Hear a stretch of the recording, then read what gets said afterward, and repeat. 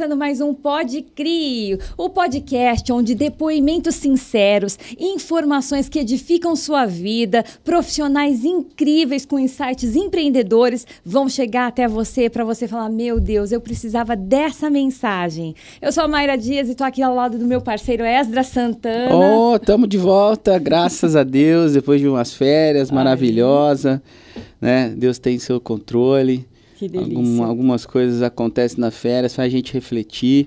Tô firme e forte. É isso aí. Saudade de vocês. Sentimos falta, né, gente? Isso é bom. E você pode contribuir com esses episódios aqui do Pode Cri, né, do podcast, que é do Pode Cri, o Ministério da Igreja Voz. E nós temos parceiros. Hoje a gente abre aqui com o nosso parceiro, que é o Grupo Rebrasilis, que é sediado aqui em Ribeirão Preto. É referência em infraestrutura e tecnologia, com um forte compromisso com a inovação e a transformação social. Ao longo dos anos, o grupo ampliou sua atuação em diversos segmentos, incluindo industrialização, serviços pedagógicos e logística, sempre em busca de soluções que gerem impacto positivo na sociedade. Dentro desse cenário, destaca-se a Moviplan, única fabricante nacional de lousas digitais que vem revolucionando a educação no Brasil. Coisa boa.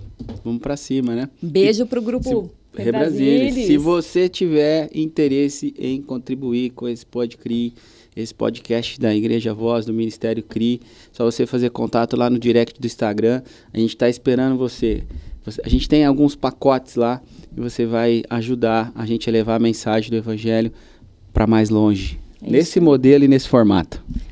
Vai ser bem-vindo, gente. E o convidado de hoje, você já sabe, porque já tem o corte dele lá, quando esse episódio vai ao ar. Isso. Mas vou te apresentar oficialmente. Bem-vindo, Lucas Capua. Obrigado, Mayra. Obrigado, Esdras, pela oportunidade aí de estar aqui com vocês, um pouquinho dividindo da minha história, seja profissional, seja pessoal, seja na caminhada junto no Evangelho.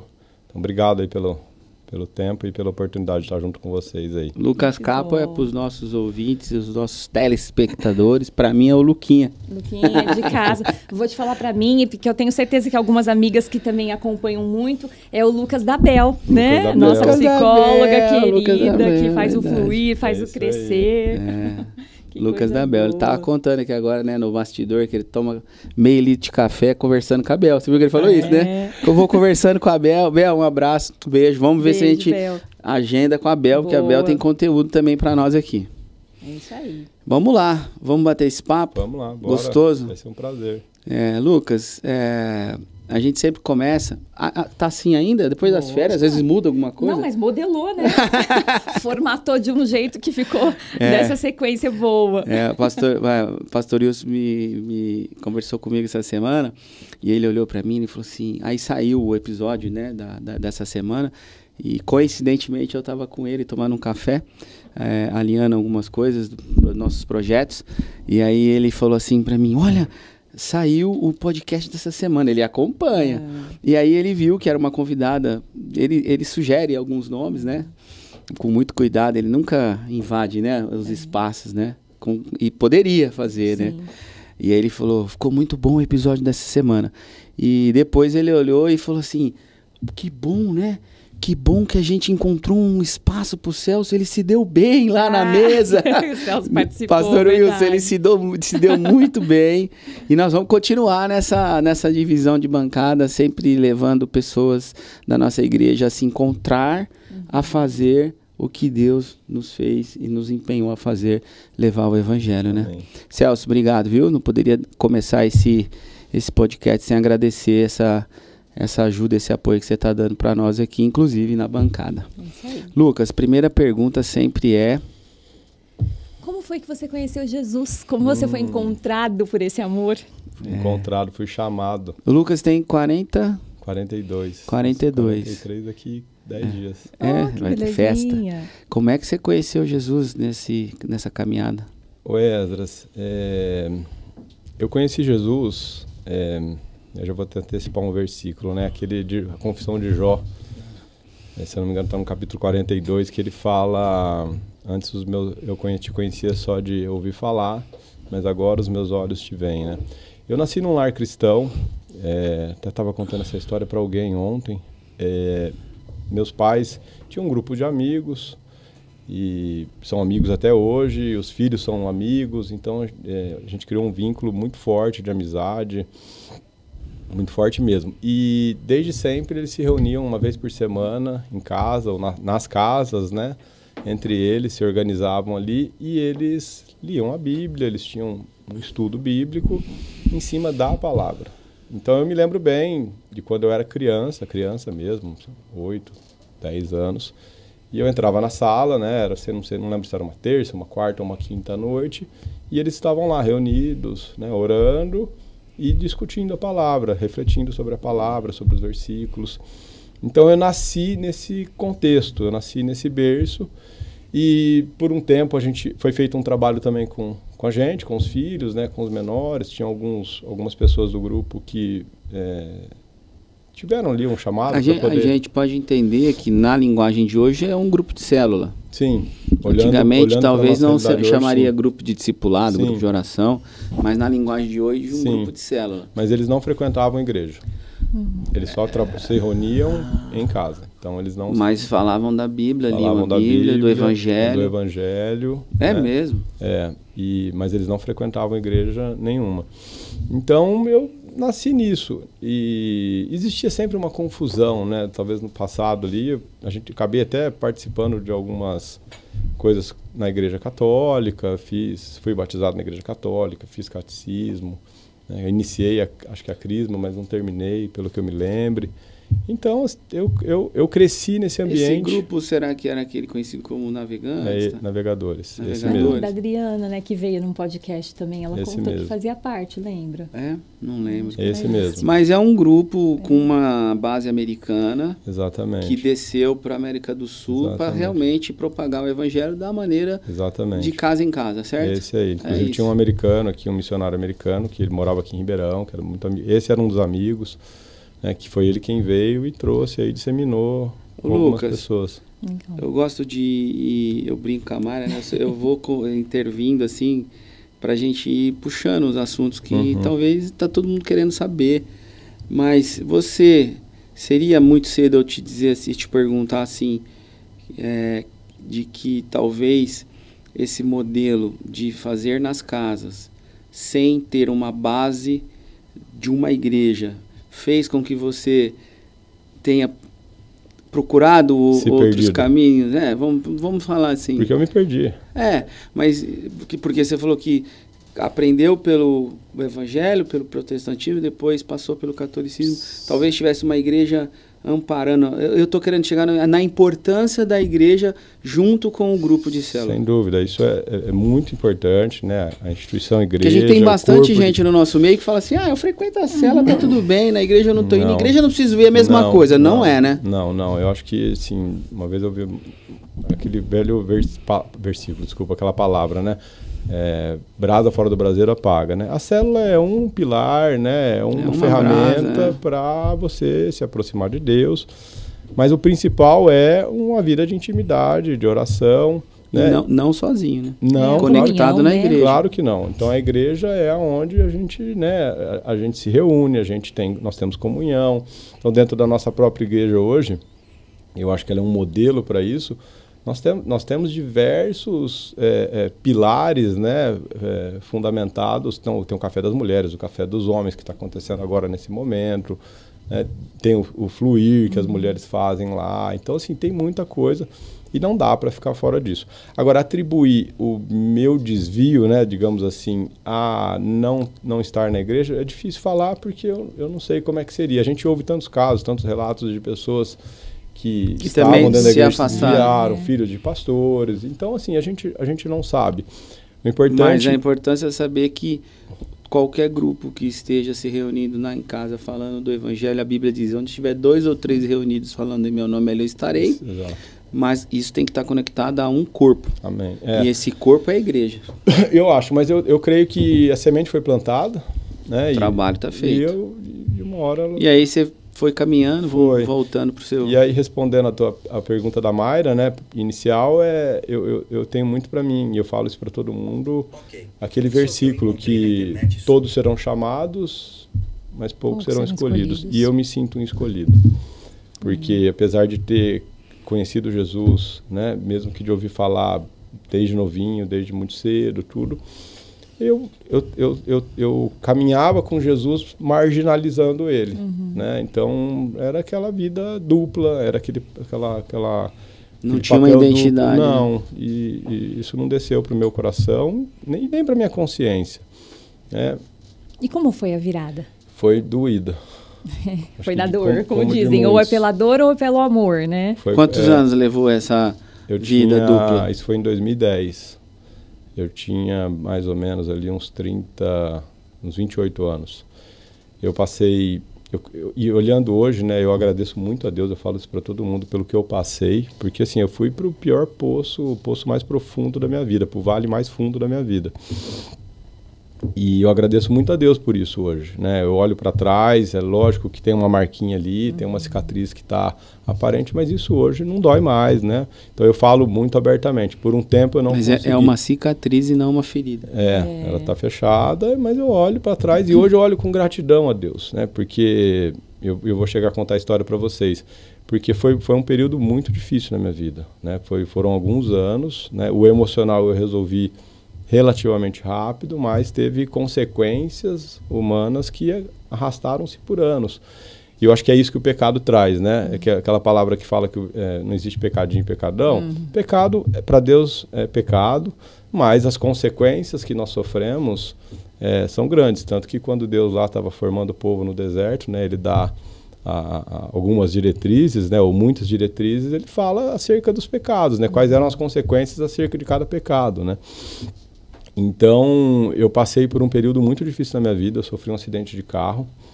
Em 2010, eu bati o carro, estava saindo de um lugar, de uma festa com um conhecido. E ali na Castelo Branco eu sofri um acidente. Hoje eu não me lembro direito, eu lembro só do impacto. Eu lembro até o momento que eu fechei a porta do carro. E lembro depois, a hora que eu estava ali, mais ou menos no hospital ali, né? Eu lembro de eu entrando, do impacto, de eu entrando na ambulância, e depois lá no hospital aí já voltou a memória. Conversando com algumas pessoas, eles falam que tem um bloqueio do próprio cérebro, um mecanismo de defesa para não evitar o trauma, né? Então eu sofri um acidente, eu bati o carro atrás de uma moto. O que aparenta é que a moto veio para cima, mas isso a gente não consegue ter certeza, porque pegou do meu farol esquerdo para a lateral do carro. E ali, né, a pessoa veio ao chão, estava com mais um passageiro, porém ele estava com o capacete desamarrado. E aí no impacto, tanto o guidão que pegou no abdômen, quanto o impacto da cabeça, porque a hora do impacto da moto com o carro, o capacete saiu e ele bateu a cabeça no chão. E aí foram 20 dias... dessa pessoa internada na UTI até que ela veio a óbito. E aí foi quando eu perdi o meu chão, né? E aí foi onde eu entrei realmente num buraco que eu jamais imaginaria na minha vida que eu entraria. E ali foi a forma onde Deus me encontrou, onde Jesus me alcançou, porque eu não tinha mais sentido na vida, né? Por mais que eu não saí de casa, eu falei, puxa, eu vou atropelar alguém, né? Vou matar alguém. Uma culpa muito grande, né? Essa culpa, assim, eu carreguei por muito tempo, por alguns meses. Eu tinha pesadelo, eu sonhava, né? Que a pessoa estava viva. E isso me fez perder a paz. Incomodou. Mas muito, assim, muito. Chorava demais, né? Então, assim, você perde realmente o chão. Porque é uma vida que escorregou pelas tuas mãos, né? A gente crê que nada foge ao controle de Deus, né? De certa forma, Deus permite que as coisas aconteçam. Eu creio que Deus usa as situações para poder realmente alcançar as vidas das pessoas, tudo. Então, essa foi a forma onde ele me encontrou. Estou aqui dando um resumo. E olhando um pouco para trás antes, Deus já vinha vindo me chamando, né? Em outras situações, né? Em próprios acidentes de carro, que eu me livrei da morte. Um primo meu, uma vez saindo de uma outra festa, era para eu ter entrado no carro com ele, a minha irmã me tirou, estava saindo na mesma hora, falou, não, você vai embora comigo. E na estrada ele bateu o carro, e se tivesse alguém no banco de passageiro, essa pessoa teria morrido, porque o carro ficou completamente destruído, sobrou só o lugar do motorista.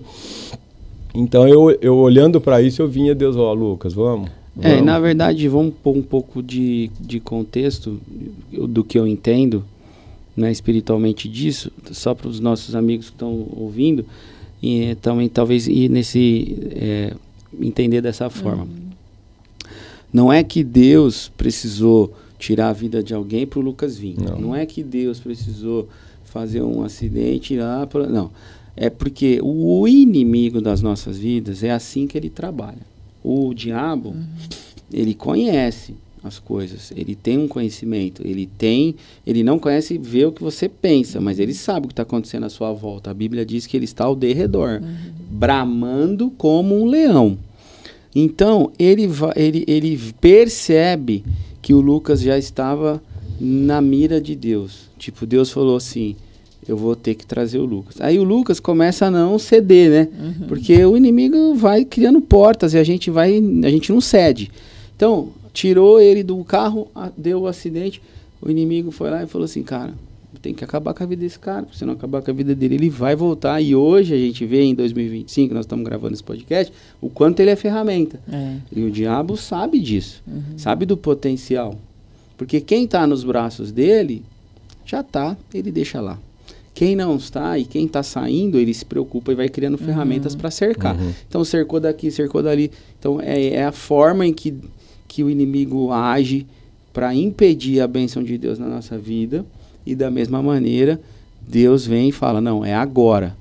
Né? Então, o fato do acidente foi o ponto final que Deus pôs para dizer assim, chega. Não é só para deixar bem claro, porque às vezes as pessoas não estão ouvindo, às vezes não entendem, então precisou tirar a vida de um para ele vir. Não. É o fato do ponto final, é um ponto que marcou. Verdade. Marcou porque Deus olhou e disse, Lucas, chega, vem para cá. E outra coisa, Esdras, eu poderia, assim como, usando o exemplo bíblico, igual o faraó, ter endurecido o meu coração diante da situação. Quantas pessoas, talvez você conheça, Esdras ou Mayra, pessoas que passaram por uma prova, né, uma fase difícil, um vale, um deserto, e endureceram o teu coração ao invés de quebrantar. Então. Pessoas passaram, às vezes, por um câncer, uma doença, né, difícil, tudo. E eu às vezes cede naquele momento, depois endurece de novo. Eu conheço pessoas que passaram por essa fase e endureceram o coração e começaram a Então eu acho que o que a gente Deus pode pontuar nesse negativo. momento é isso, é dizer, se você estiver passando por algum problema e está endurecendo seu coração, sabe? O que é endurecer o coração? É assim, você não consegue sair dessa fase de luta. Você vai daqui, vai dali, vai daqui. Não, só coisa ruim. Cara, você tem que parar, refletir, pedir a Deus discernimento, que é diferente de sabedoria, certeza. E falar, Senhor, me mostra o que está acontecendo. Tem alguma coisa errada? Porque isso acontece todo dia. Eu passo por isso. Não é o porquê, é para quê, né? Exatamente. Porque as pessoas questionam, por que eu estou passando por isso? Por que Deus permitiu que isso acontecesse na minha vida? Por quê? O porquê é a busca de uma resposta. O porquê busca culpado, o para quê busca o entendimento. O para quê busca o sentido de onde eu vou. Que na comunicação, na PNL, as pessoas falam que é ressignificar. Mas a Bíblia já mostrava com Josué e Caleb que é o bons olhos, né? É o ter os bons olhos em meio a uma situação tão difícil, porque tem um propósito, né? Com certeza. Tá aí, como o Esdras falou hoje, o propósito se cumprindo, né? Hoje tem o Lucas, hoje tem um grupo de homens que toda segunda-feira se reúne na casa dele, são amigos, né? Pessoas que são encaminhadas, né, pela nossa liderança, e ele atende lá essa turma. E a gente sabe que para mulher se reunir é massa, né? Fácil, uma mulherada se reunir. Mas para homem se reunir, né? É difícil. É de dura serviço. É de dura serviço. Então, os homens estão se reunindo especificamente para esse objetivo de ouvir a palavra, né?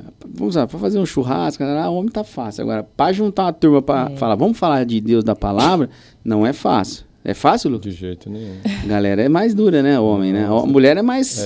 Geralmente quem chega primeiro é a mulher. Olha o café das mulheres, que acontece de quinta, 7h30, e olha o café dos homens. Você vai ver ali a quantidade de pessoas. O café das mulheres, se eu não me engano, é no templo, inclusive. Ontem tinha uma Abel que chegou em casa me contando, tinham 127 mulheres. Homens reúne 20, 30. É isso. Sexta-feira passada eu estava lá, tinha 20, um quinto. 22.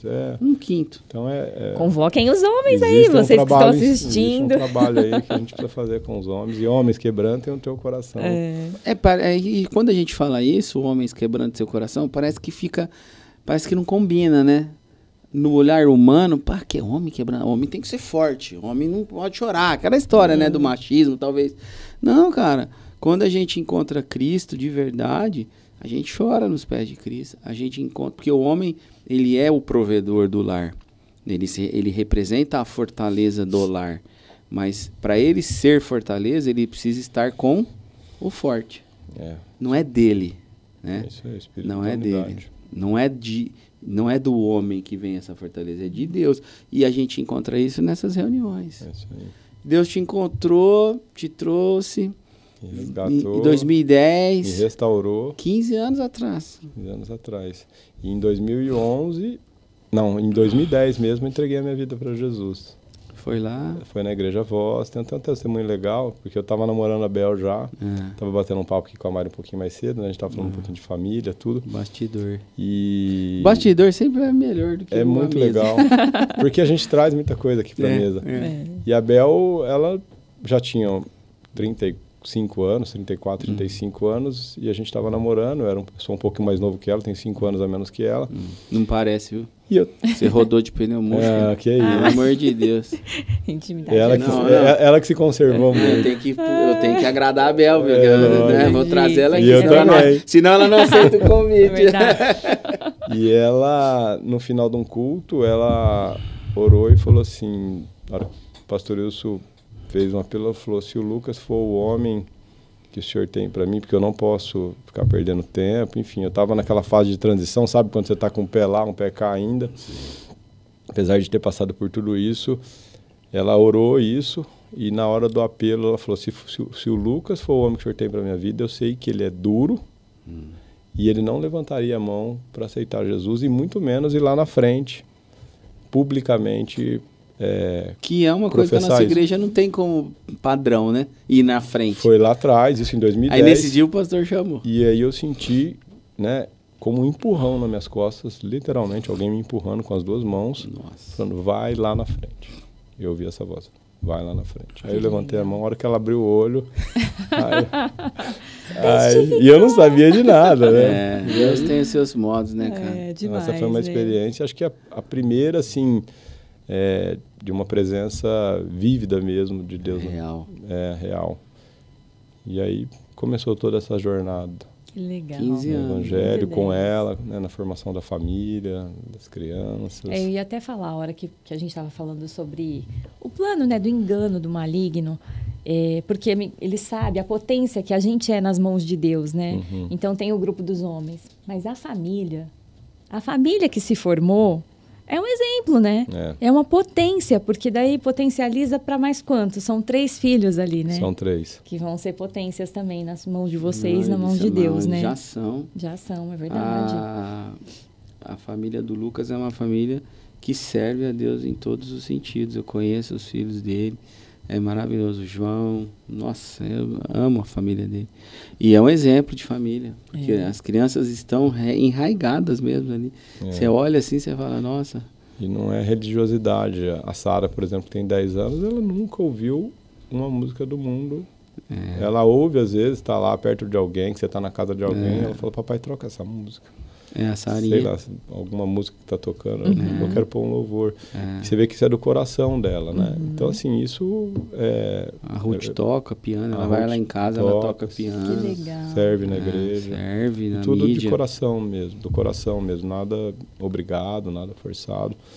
Mas é lógico que nós somos uma família comum, né? Como todos os homens da Bíblia, e temos nossos defeitos. Mas isso tem um preço, né, Lucas? Um preço do jejum.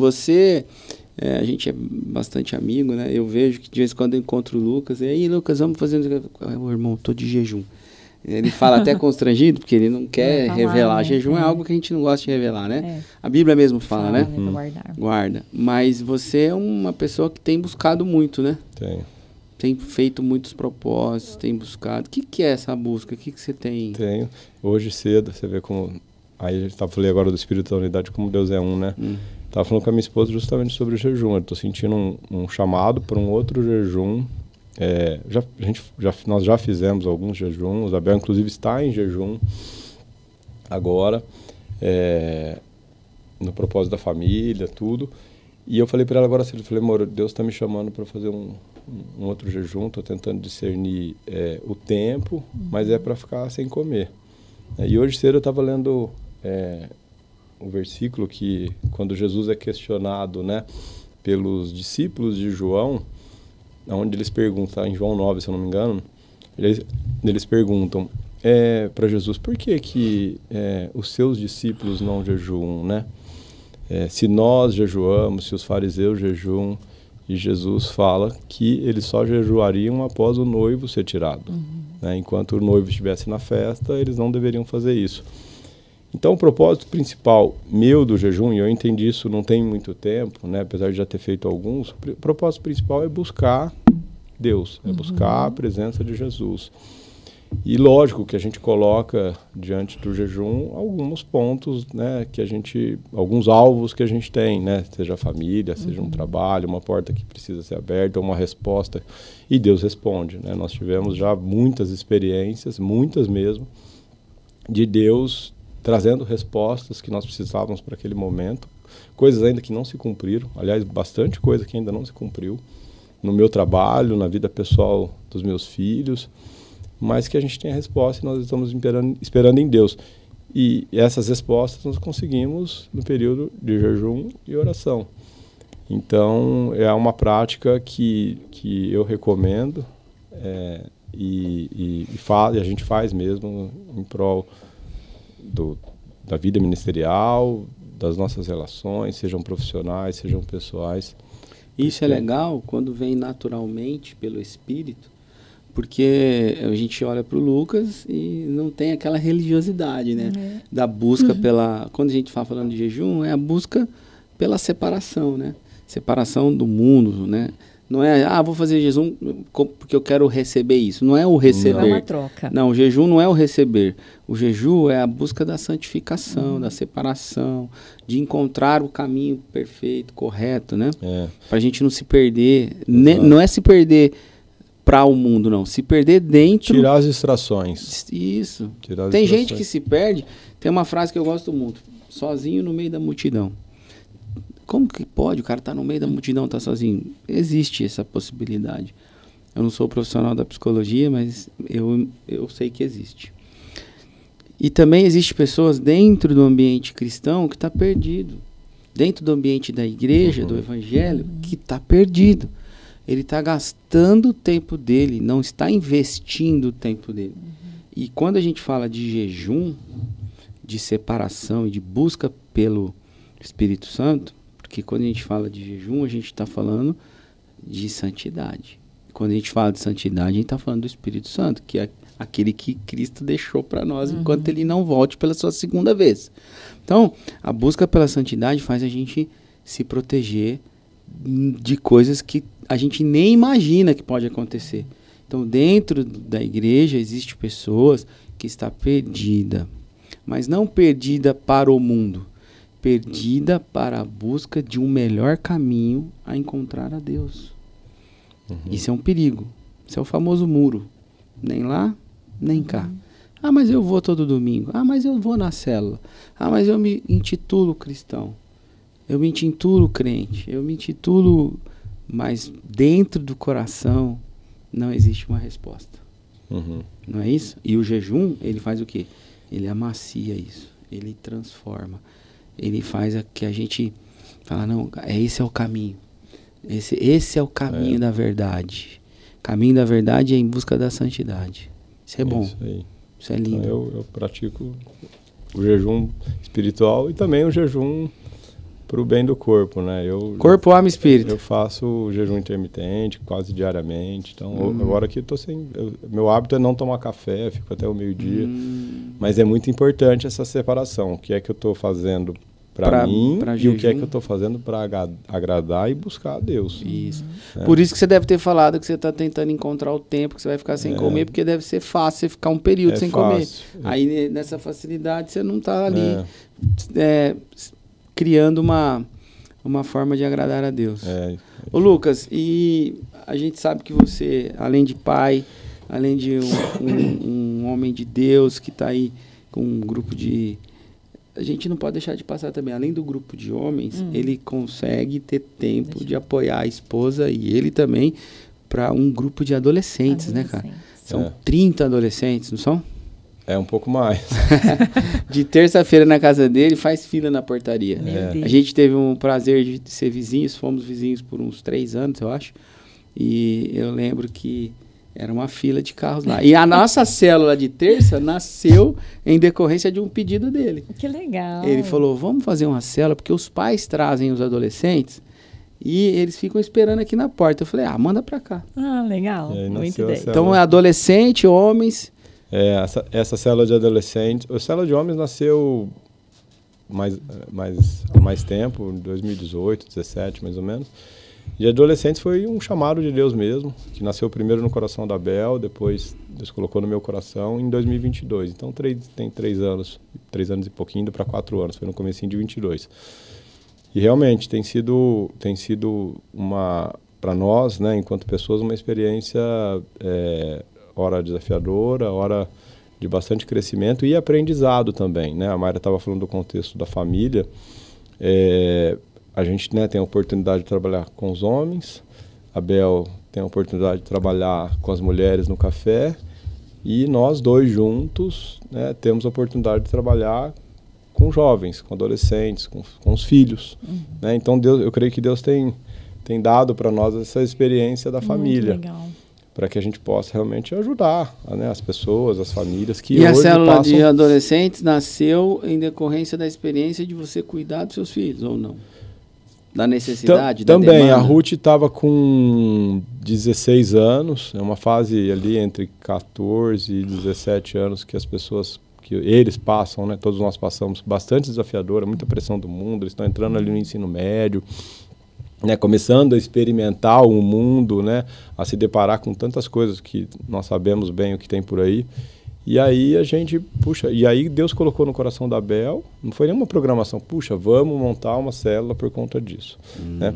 Mas hoje, a gente olhando para trás, a gente vê que realmente Deus colocou isso no nosso coração para que cuidasse, em primeiro lugar, lógico, abrisse os olhos com relação aos nossos filhos, mas também desse um suporte para essa juventude, porque não adianta, é a fase, né, estatisticamente, que as pessoas se perdem mesmo. Né? Então, e a gente tem tido ali muitas experiências positivas de pessoas que, né, tão jovens já entregando a sua vida para Jesus. Ontem mesmo eu estava vendo o vídeo de uma pessoa que chama o Ricardinho. Ricardinho, um abraço para você.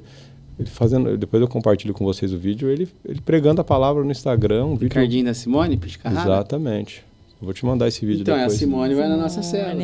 Uma graça. A Simone começou a ir na nossa célula em decorrência de esperar o Ricardinho lá. Que legal. E então assim, é muito gratificante, né? Para a honra e para a glória de Deus, não para nossa, ver essa juventude desde tão cedo fazendo isso. E aí qual é o outro ponto? Eu olhando, eu falo, puxa, talvez, né? Opa, perdão, se você falou da igreja, talvez se eu tivesse inserido num grupo desse, talvez eu não teria me perdido da forma como eu me perdi. Claro, né? É o papel da igreja. Então, a igreja tem que levar as gerações. Então ela vai como uma corrida de revezamento. Então ela vai passando de bastão para geração, até chegar na sua maturidade. Hoje, crianças, que tem lá o pastor Caio, né? O Caio e a Lisara. Pastor Caio, o pastor Pacola, o pastor... O Pacola já é com os teens.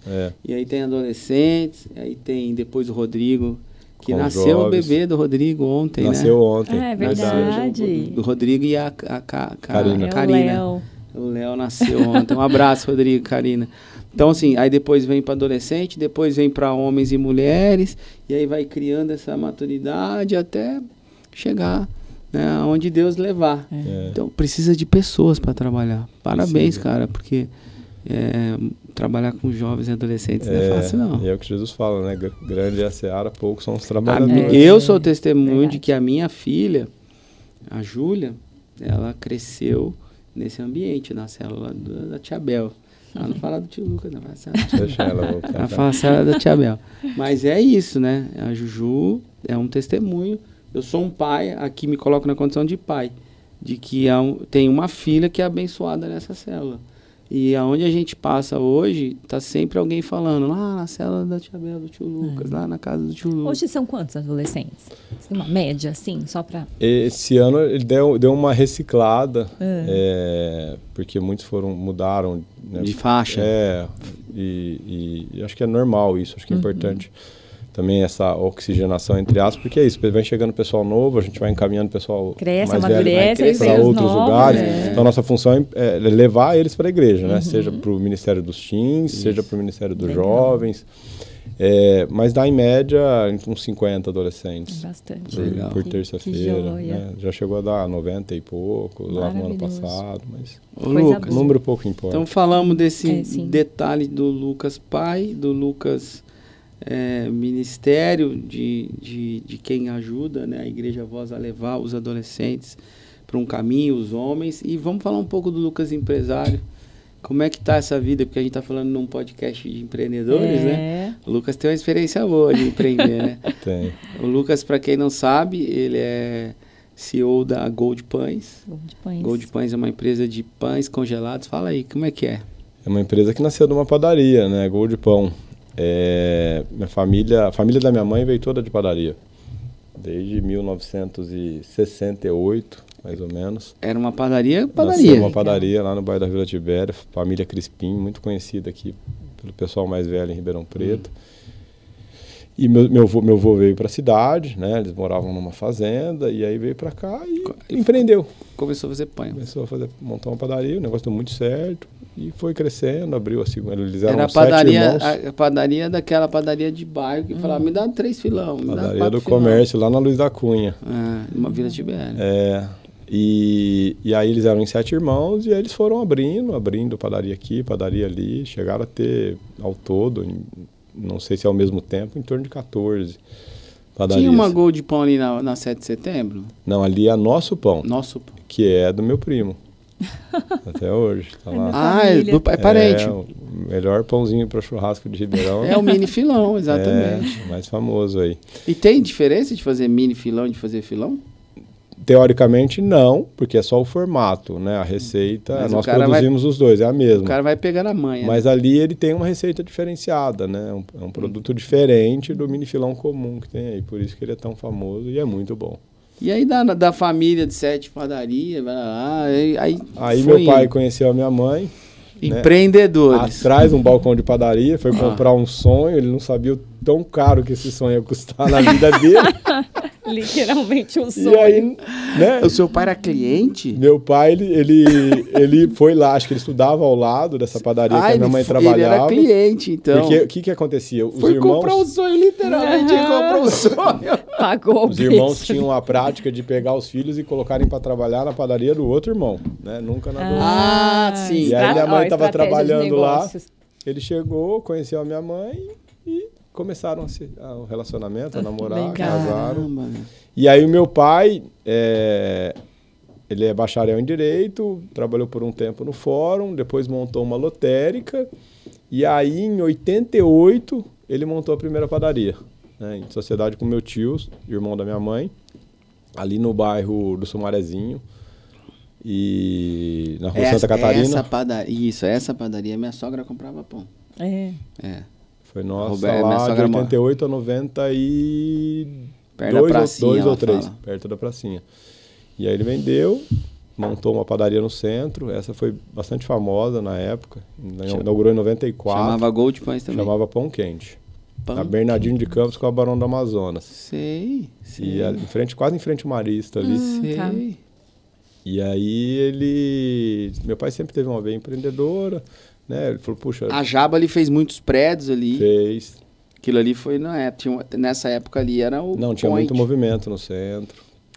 Era uma padaria bastante conceituada. Que esse prédio da Rua Barbosa ali. Exatamente. E ali ele falou, puxa, eu preciso crescer, né? E eu estou aqui num balcão, abri 1, 2, 3 unidades, ele tentou abrir uma segunda unidade, fica difícil de controlar, né? A operação da padaria é bastante complexa. E aí ele resolveu dar um passo atrás na cadeia e montou uma fábrica, né? Então a gente passou a fornecer para supermercados, padaria. Estou resumindo bastante a história. Claro. Mas é super empreendedor, porque você imagina que pãozinho de padaria, ele deu um passo, quando ele diz um passo atrás, é um passo atrás na cadeia, no processo. Ele foi ser o industrializador. E como que eu vendo pão industrializado? Só tem um jeito, congelado. Mas num primeiro momento ele foi resfriado. Ah, é? Então carregava os carrinhos, as combis, ia levando para o supermercado o produto in natura ali, ele ia crescendo, porque é fermento, né? Era uma loucura, depois você tinha que ir recolher esteira, então tinha uma limitação, uma barreira. Muito. Tinha uma barreira para você crescer, então a gente só atendia Ribeirão Preto.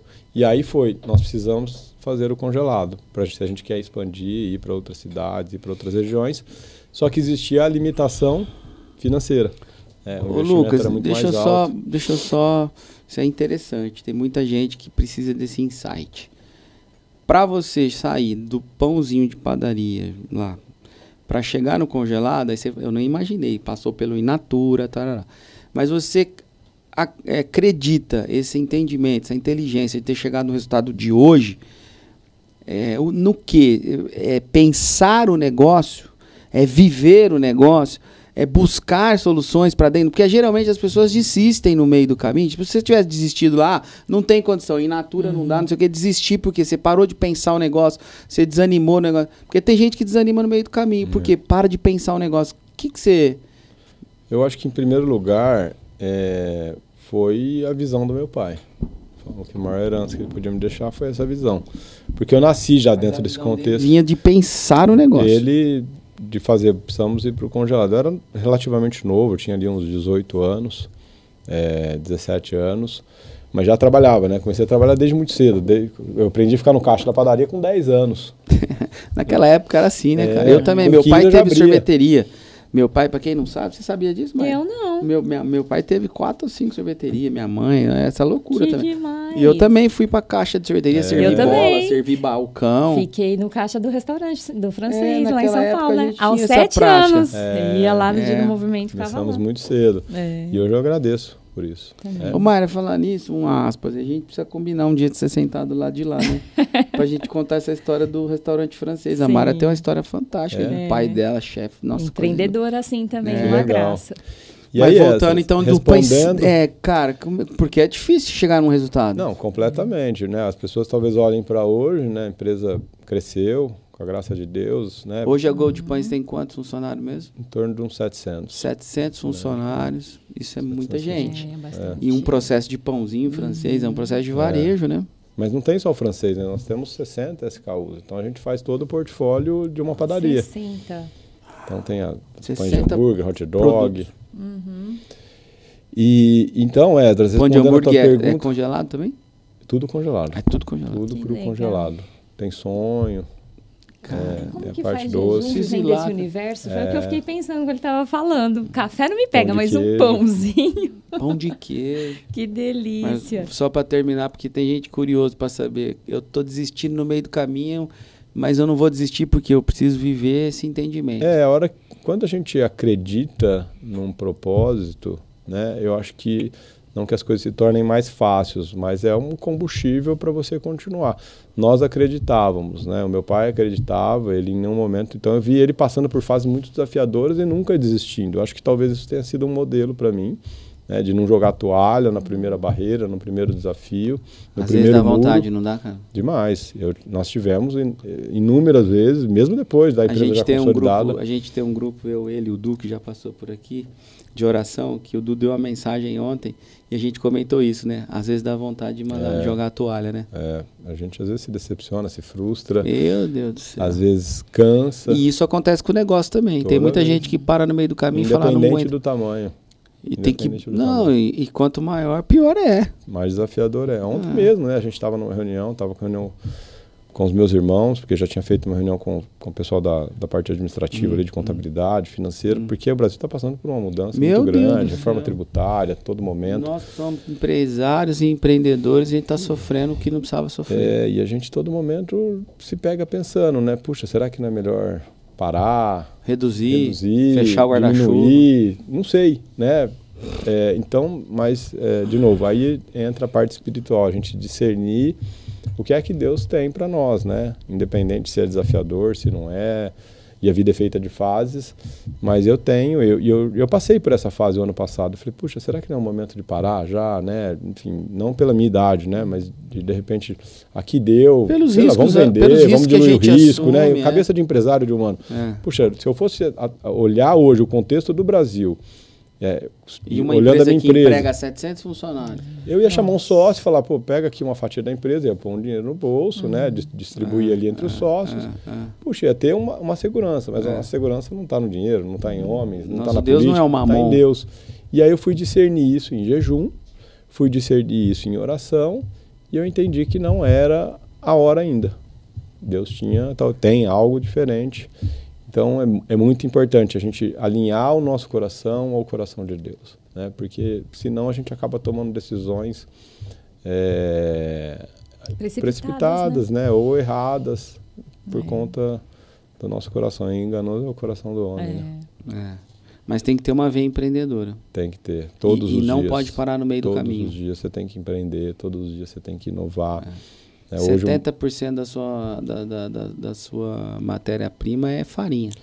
Na verdade, se você pegar o nosso faturamento, 25% da nossa despesa, que representa o faturamento, é farinha. Farinha. 1/4 do meu faturamento é farinha. E farinha é dolarizado. A farinha ela é um commodity, o trigo é um commodity que é dolarizado. E aí nós compramos a farinha de alguns moinhos aqui do Brasil. Por algum tempo a gente trouxe da Argentina, que é um grande produtor de trigo e de farinha de qualidade. Isso é importante, né? Tem diferenças entre qualidades de grãos, de farinha, porque tem farinha para massa, farinha para biscoito, para bolacha, e farinha para pão, que é um trigo um pouco mais elaborado, digamos assim, e mais caro. Mas ela está ligada ao dólar, como qualquer commodity. E aí tem que ter resiliência para lidar com um faturamento desse, com esse projeto de negócio num país que a gente tem vivido, mas a gente não desiste, né? Não. Como bom brasileiro, a gente não desiste. Não. Porque a gente tem um Deus que nos direciona. É isso aí. Né? Um Deus que nos... Então, se você está nos ouvindo aí, está vendo a experiência, é isso que a gente está tentando transmitir para você. Tenha propósito, né, Lucas? E nós vamos passar, é que a gente falou agora, por fases difíceis na nossa vida. Eu lembro que em 2017, a empresa já tinha um tamanho, já tinha uma robustez, já estava há 10 anos no mercado, porque a gente fundou a Gold Pão, que é a empresa de panificação congelada, né? Tem uma história para trás. Congelada em 2007. 2007, então já tinha 10 anos. E a gente passou uma fase financeiramente muito difícil. Muito difícil. Porque a gente tinha montado uma nova unidade, né? Ou seja, a despesa aumentou muito, tudo a gente sabia. E às vezes falta experiência para lidar com o fluxo, cash flow. Também. E ali a empresa estava drenando caixa mês após mês. Isso foi um ano, né? Foram quase 2 anos. E no meio do caminho, numa reunião de vendas, eu lembro que uma pessoa, um líder de vendas, chegou para mim e falou assim: Lucas, eu tenho um cliente, tudo que a gente precisava era aumentar o faturamento para equilibrar, né? Para chegar no break-even. E ele chegou e falou assim: cara, eu tenho uma solução aqui, tem uma grande rede aqui do estado de São Paulo que vai comprar da gente. E aí ele falou assim, eu falei, pô, que legal, cara, vamos embora, vamos para cima, vamos fazer acontecer logo tudo. Ele falou, então. Na hora que ele falou assim, então, eu falei, pronto. Falei, o que foi? Falou, não tem almoço grátis. Nós temos que pagar um pedágio ali para algumas pessoas, algum percentual. Eu falei, amigão, deixa eu te explicar uma coisa. O Deus que eu sirvo aqui não permite isso. Nós vamos amargar isso até quando Deus entender que é o tempo. Agora, a resposta é não, e você nunca mais traga um assunto desse para essa mesa. E aí, alguns meses depois, a gente conseguiu equilibrar os pratos aí e retomar. E faz parte, né? O que a gente está falando. A empresa é feita de fases, a nossa vida é feita de fases. E a gente precisa realmente estar firme no propósito e nos valores em Deus. E não quando pegar a gente atalhos, né? Exatamente. A gente, às vezes nessa caminhada, a gente toma algumas invertidas, né? Às vezes de fogo amigo, às vezes de fogo de fora. E aí vai.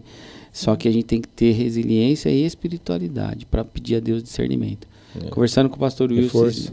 Conversando com o pastor Wilson. Força e coragem. Qual era o versículo do dia? Seja forte e corajoso.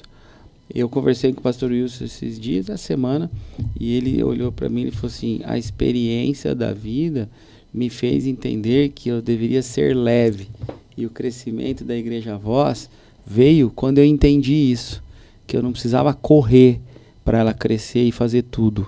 Era só deixar fluir. Talvez eu esteja falando, pastor, eu esteja falando numa linguagem diferente, mas a essência é essa. Ser leve e deixar fluir. Então, óbvio que isso vem com maturidade. Claro. Né? E a nossa maturidade, ela pode ser catalisada. Eu aprendi isso, sabia? Você pode catalisar a sua maturidade buscando em Deus o Espírito Santo, o discernimento e a direção. Eu errei muito já na minha vida quando eu quis acelerar o processo por conta própria. Não que eu vou dizer, sair da direção de Deus. Não, às vezes eu estava na direção de Deus. Mas a velocidade exatamente. Estar na direção de Deus na velocidade errada, e a velocidade ela é errada quando você imprime a sua energia, também você comete erros. Esse é um desafio muito grande. E em todos os sentidos. Isso produz na gente ansiedade, né? Então, realmente, no caminho e no tempo de Deus, né? Acho que esse é um grande desafio, porque a gente precisa realmente discernir em Deus. Não tem outra saída. E eu aprendi esses dias com uma graduanda em psicologia, ela nem sabe disso, vou deixar um spoiler aqui, ela vai ver. Ela me ensinou, através de um post do Instagram, que a ansiedade é falta de recurso. O nome dela é Teté.